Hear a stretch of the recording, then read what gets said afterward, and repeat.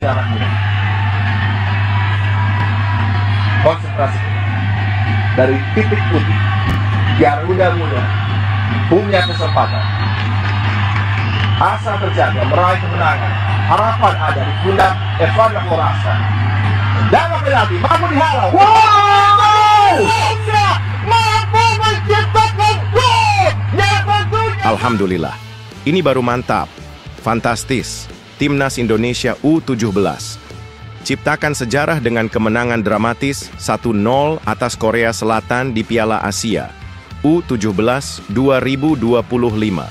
Ini dia momen epik yang bikin semua fans Garuda teriak gembira.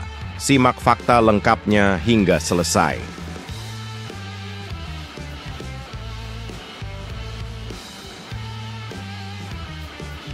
Alhamdulillah, Timnas Indonesia melaju pesat. Erick Thohir punya target gila masuk 100 besar FIFA. Dan semuanya bisa terwujud cuman butuh kerja keras dan keajaiban. Simak fakta lengkapnya hingga selesai.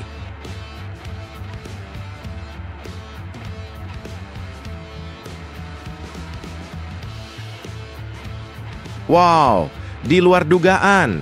Akhirnya Martin Paes buka suara tentang kekalahan telak 1-5 Timnas Indonesia dari Australia. Ternyata ada alasan mengejutkan yang bikin semua orang terkejut.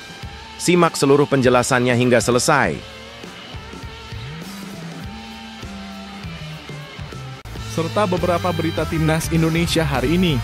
Selengkapnya hanya di Zona Timnas Indonesia.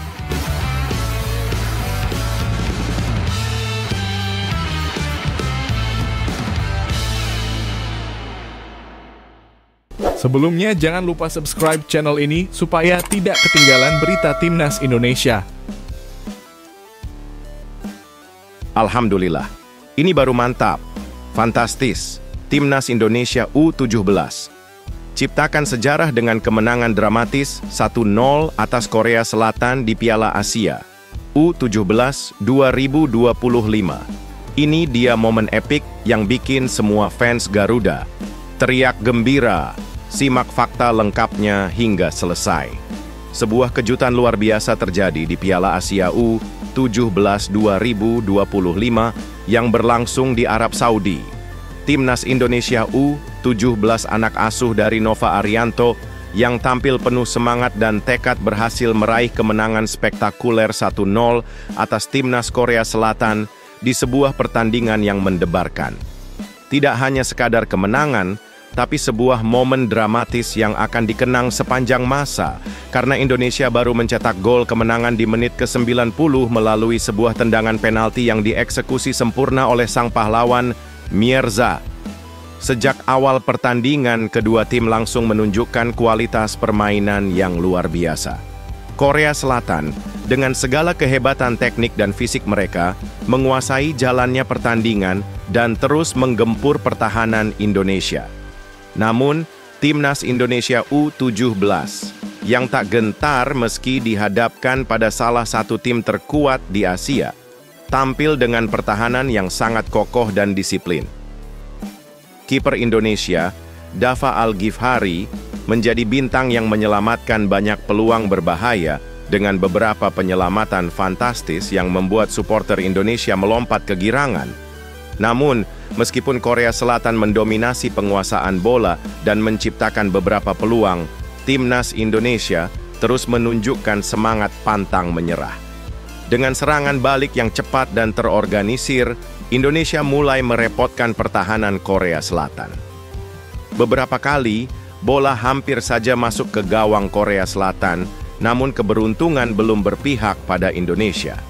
Akhirnya, setelah pertandingan berjalan dengan sangat ketat dan semakin panas, detik-detik penuh ketegangan datang di menit terakhir.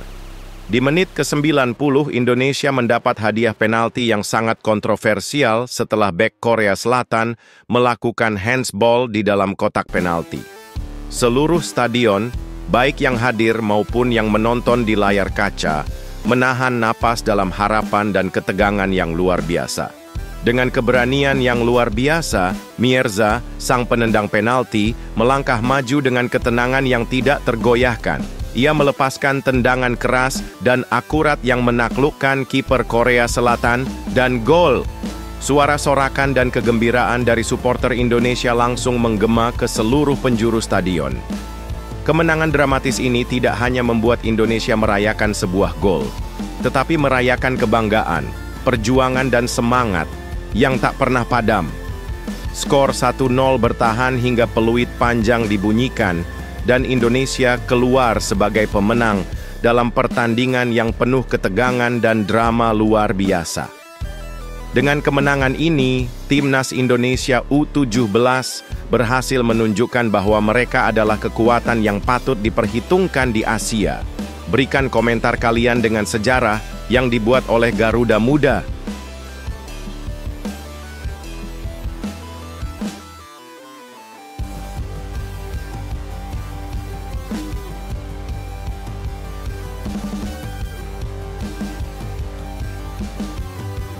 Alhamdulillah, Timnas Indonesia melaju pesat.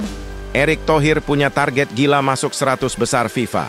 Dan semuanya bisa terwujud cuman butuh kerja keras dan keajaiban. Simak fakta lengkapnya hingga selesai. Timnas Indonesia tengah membuktikan bahwa mereka bukan hanya sekadar peserta, melainkan kekuatan yang terus meroket di kancah sepak bola internasional. Momen ini tak lepas dari kebangkitan luar biasa yang mereka raih dalam FIFA Matchday Maret 2025. Timnas Indonesia yang kini dilatih oleh Patrick Kluivert tampil dengan semangat juang yang tak terbendung dalam 2 pertandingan kualifikasi Piala Dunia 2026 zona Asia. Pertandingan pertama mereka berlangsung melawan Australia di Sydney Football Stadium pada 20 Maret 2025. Meski Timnas Indonesia harus menelan pil pahit dengan kekalahan telak 1-5, mereka tidak larut dalam kesedihan. Sebaliknya, semangat Garuda bangkit dengan cara yang luar biasa. Mereka segera membuktikan diri dengan kemenangan epik atas Bahrain dalam laga yang berlangsung pada 25 Maret 2025 di Stadion Utama Gelora Bung Karno, SUGBK, Jakarta. Dengan skor tipis 1-0 berkat gol gemilang oleh Romeni, Indonesia berhasil menambah 16,75 poin FIFA yang membuat mereka melesat naik 4 peringkat, menempati posisi 123 dunia. Prestasi ini tentu saja menjadi momen sejarah. Ketua Umum PSSI, Erick Thohir, tak bisa menyembunyikan kebanggaannya. Alhamdulillah, kemenangan atas Bahrain membawa Indonesia naik ke posisi 123 di ranking FIFA yang merupakan yang terbaik dalam 15 tahun terakhir, ungkapnya dengan penuh rasa syukur. Tetapi, di balik keberhasilan ini, Erick Thohir tidak berhenti bermimpi. Dengan semangat membara, ia menyatakan tujuan lebih besar, membawa Timnas Indonesia menembus 100 besar di peringkat FIFA. Kita akan terus bekerja keras dan berusaha keras untuk Indonesia masuk peringkat 100 besar dunia. Bismillah, kata Erick dengan penuh keyakinan dan semangat juang yang membara. Sebuah tantangan besar, namun bukan sesuatu yang mustahil bagi tim yang terus berusaha berkembang dan mengukir sejarah. Selanjutnya, Timnas Indonesia akan kembali melanjutkan perjuangan berat mereka di Grup C kualifikasi Piala Dunia 2026 zona Asia pada Juni 2025. Dengan 2 laga krusial melawan Cina dan Jepang yang siap menanti, semua mata akan tertuju pada Garuda yang bertekad menembus langit lebih tinggi. Berikan komentar kalian.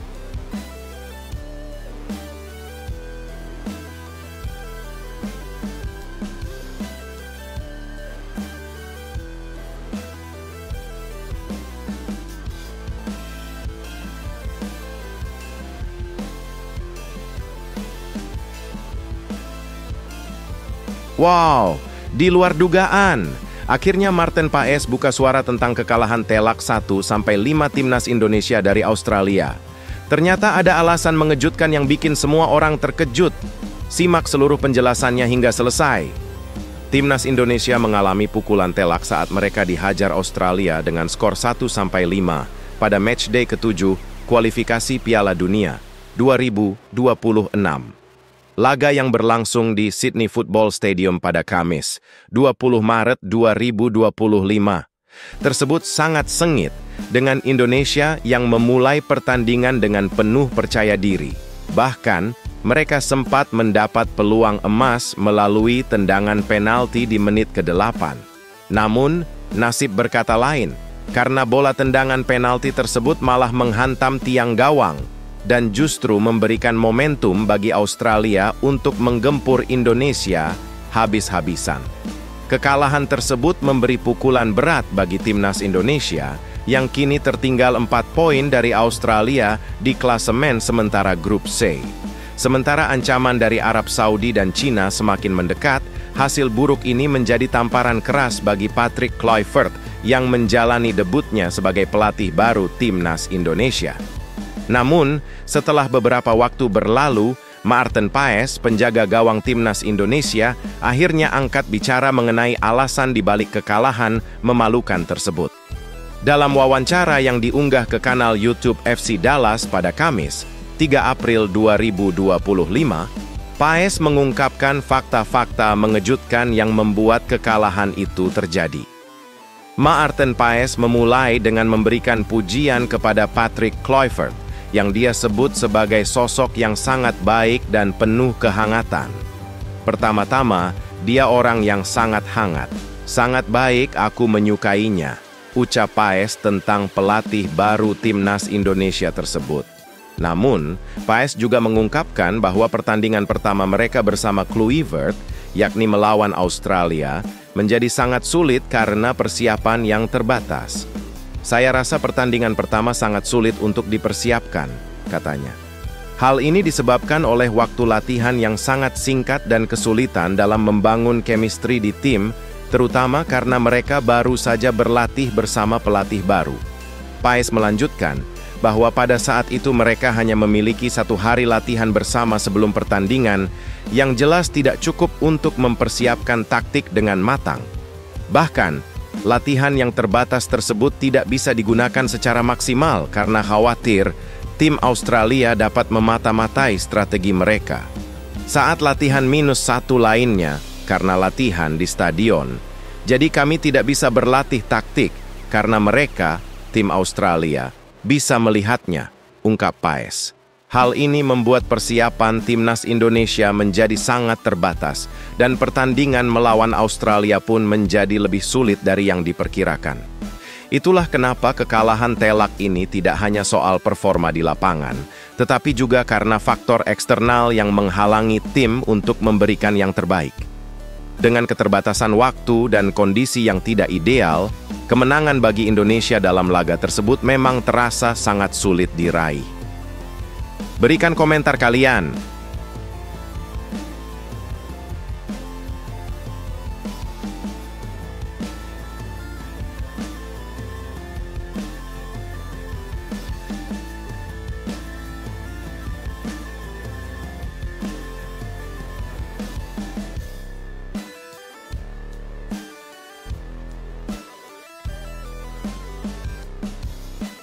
Alhamdulillah, 3 hari lagi, kabar gembira datang dari FIFA yang bakal membuat fans Garuda goncang dunia.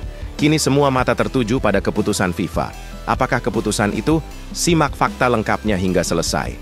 Kabar luar biasa yang bakal membuat fans timnas Indonesia berteriak kegirangan sedang menghampiri. Dalam waktu hanya 4 hari lagi, tepatnya pada Kamis, 3 April 2025, FIFA akan mengumumkan peringkat terbaru yang bisa mengguncang dunia sepak bola tanah air. Persiapkan diri kalian karena timnas Indonesia siap meroket ke posisi yang lebih tinggi.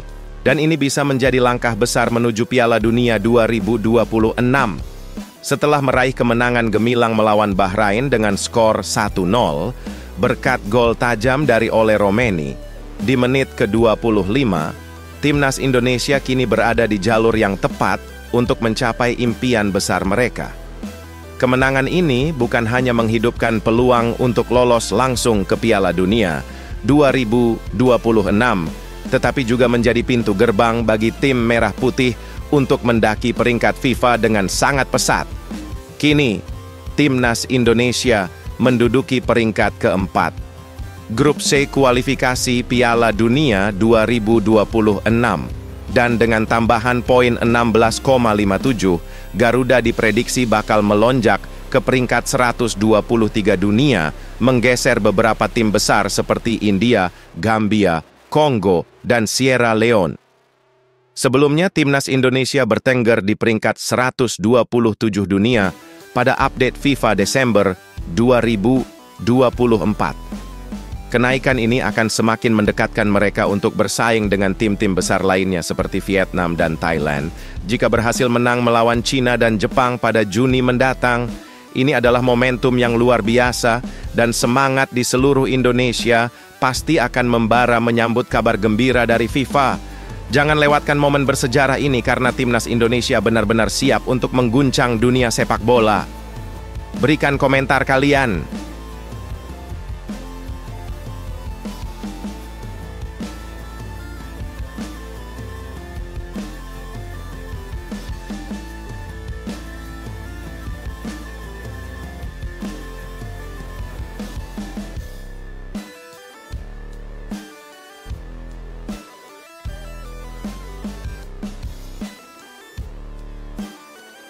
Masya Allah, Alex Pastur, otak dari taktik timnas Indonesia, ucapkan selamat Idul Fitri 1446 Hijriah, bikin fans timnas Indonesia terharu. Ini dia momen spesial yang tidak boleh dilewatkan. Simak semua beritanya hingga selesai.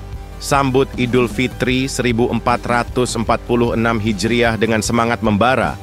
Alex Pastur, asisten pelatih timnas Indonesia, menyapa umat Islam Indonesia dengan ucapan yang penuh haru dan kehangatan.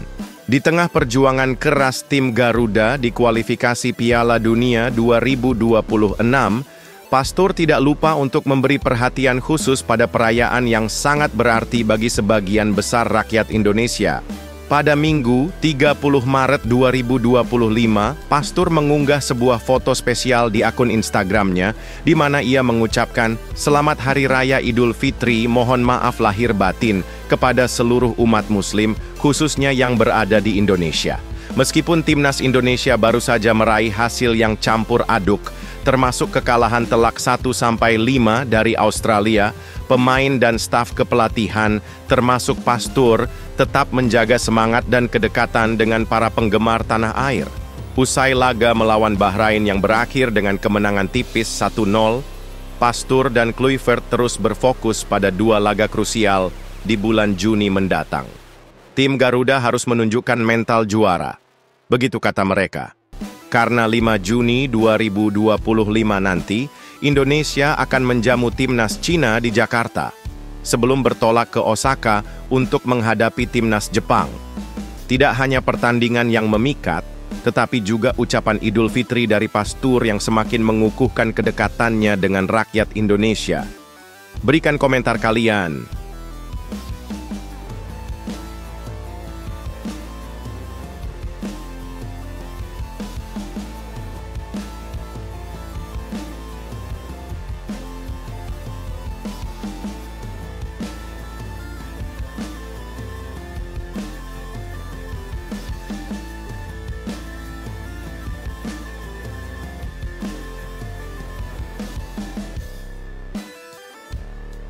Wow, ini kabar yang mengejutkan.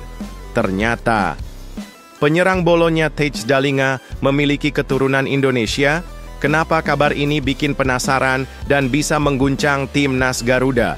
Simak fakta mengejutkannya hingga selesai, agar tidak gagal paham. Bersiaplah karena ada berita mengejutkan yang bakal bikin para penggemar sepak bola Indonesia terpana. Tej Dalinga, penyerang bertenaga asal Bolonya yang kini bersaing di Liga Italia, ternyata memiliki hubungan darah dengan Indonesia. Hal ini terungkap setelah dia berduel sengit dengan kompatriotnya Jay Idzes dalam laga seru antara Venezia dan Bologna pada Sabtu, 29 Maret 2025, yang berakhir dengan kemenangan tipis 1-0 untuk Bologna. Namun yang paling menggemparkan bukan hanya hasil pertandingan tersebut, melainkan dugaan bahwa Dalinga memiliki darah keturunan Indonesia, tepatnya dari Tanjung Priok, Jakarta, yang telah mencuri perhatian para pencinta sepak bola tanah air.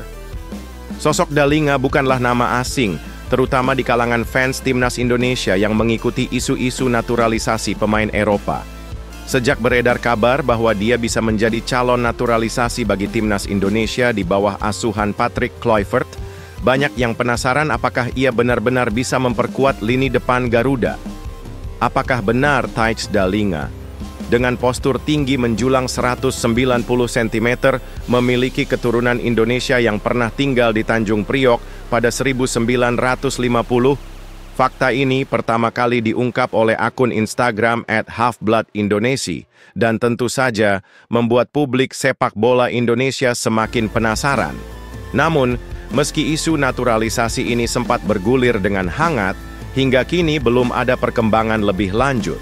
Padahal, Dalinga tampil cemerlang dengan 19 gol dan 5 assist bersama Toulouse di Liga Prancis musim lalu, dan bahkan sudah melakoni debut bersama timnas Belanda senior pada 2023. Kini, muncul pertanyaan besar. Apakah Dalinga sudah terlambat untuk membela Indonesia? Berdasarkan aturan FIFA, pemain yang sudah pernah membela timnas senior negara asalnya, seperti Dalinga yang pernah bermain untuk Belanda, bisa jadi tidak bisa bergabung dengan timnas Indonesia jika memenuhi beberapa syarat ketat, termasuk belum bermain lebih dari 3 pertandingan kompetitif atau berkompetisi di turnamen besar seperti Euro atau Piala Dunia. Kisah Tijs Dalinga ini semakin menarik, bukan hanya karena kemampuannya di lapangan, tetapi juga karena jika benar ia keturunan Tanjung Priok, timnas Indonesia bisa meraih keuntungan besar jika ia akhirnya bergabung dengan skuad Garuda. Jadi apakah ini momen bersejarah yang akan mengubah sejarah sepak bola Indonesia? Kita tunggu kelanjutannya. Berikan komentar kalian.